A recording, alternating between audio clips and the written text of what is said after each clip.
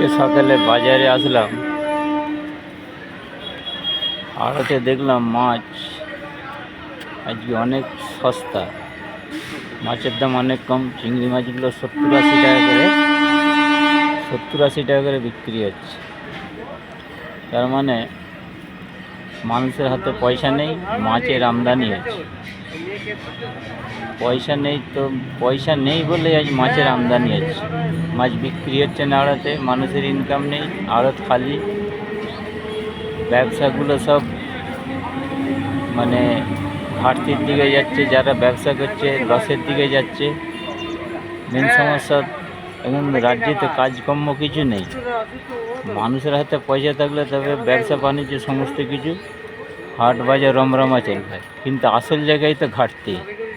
সেই ঘাটতিটা পূরণটা করবে কে?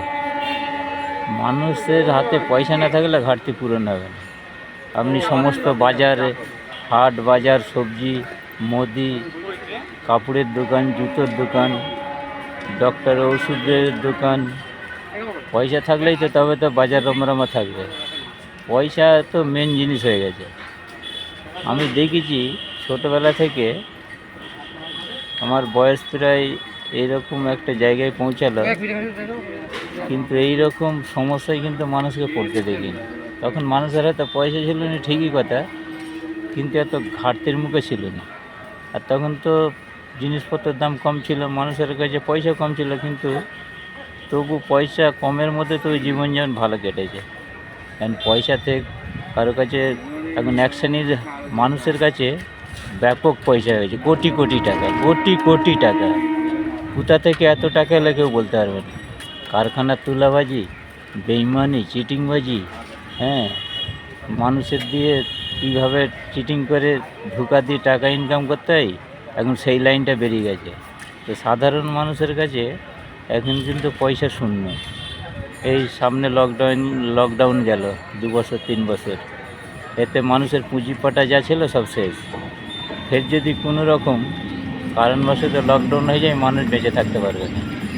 আর পয়সা কড়ি তো মানুষের নেই, সেই রকম আর কাজও নেই। আগে তো ব্যাপক কাজ হতো, কারখানাগুলো বন্ধ হয়ে গেছে, ছেলেরা বেকার ঘুরতেছে, দেশ বিদেশে যাচ্ছে, সেইখানেও কাজের জন্য 10 দিন 15 দিন থাকছে, পালিয়ে আসতেছে।